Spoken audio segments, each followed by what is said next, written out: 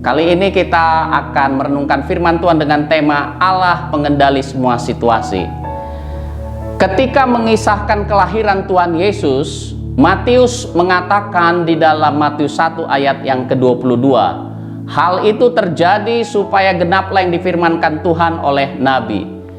Pernyataan itu adalah kutipan dari nubuatan Nabi Yesaya 700 tahun sebelum kelahiran Tuhan Yesus. Tepatnya berasal dari Yesaya 7 ayat yang ke-14.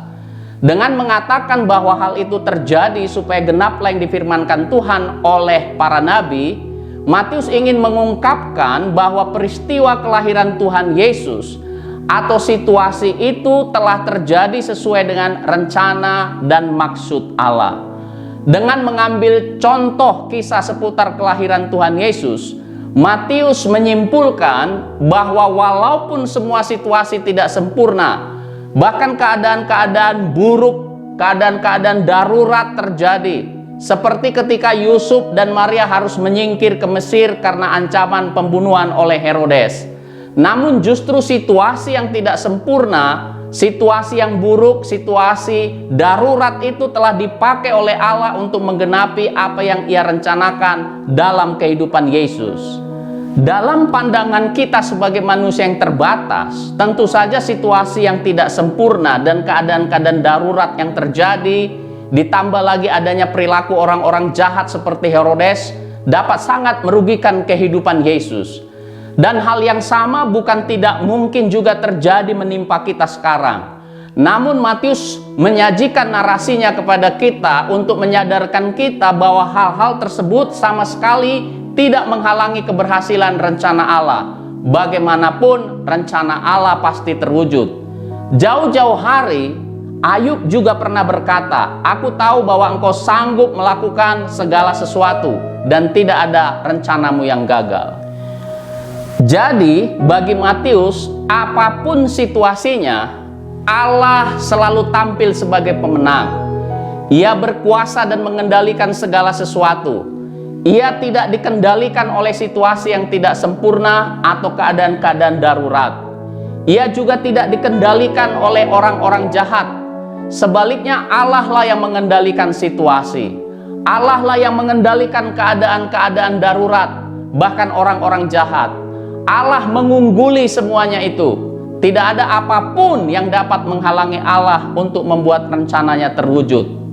Kenyataan akan keunggulan Allah ini dan kemahakuasaannya yang sanggup mengatasi segala sesuatu sudah sepatutnya mendatangkan ketentraman yang luar biasa di dalam hati anak-anaknya atau kita orang-orang percaya.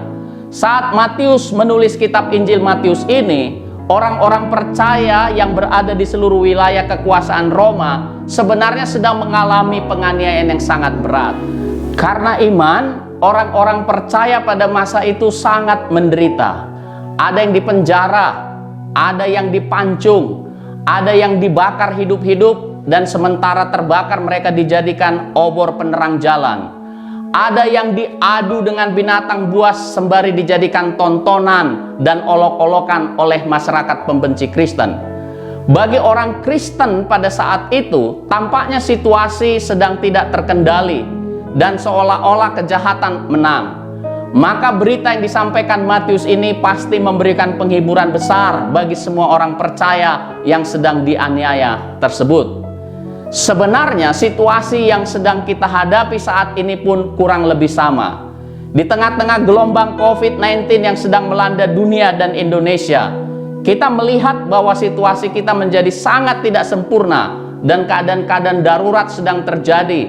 Termasuk di dalamnya adalah menyangkut kesehatan, ekonomi, sosial, psikologis, dan sebagainya. Kalau pada masa Matius, orang-orang percaya sedang teraniaya secara fisik, sekarang kita sedang teraniaya oleh pandemi.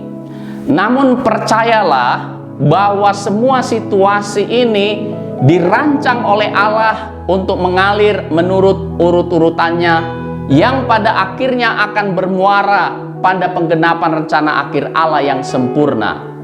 Dan kita pun bisa menenteramkan hati kita oleh penghiburan kitab suci yang memberitahukan kepada kita bahwa rencana akhir Allah yang sempurna yang akan Ia genapi dalam kehidupan kita adalah rencana damai sejahtera dan masa depan yang penuh pengharapan. Sebagaimana dikatakan oleh Nabi Yeremia, sebab aku ini mengetahui rancangan-rancangan apa yang ada padaku mengenai kamu. Demikianlah firman Tuhan, yaitu rancangan damai sejahtera dan bukan rancangan kecelakaan, untuk memberikan kepadamu hari depan yang penuh harapan. Amin. Tuhan memberkati.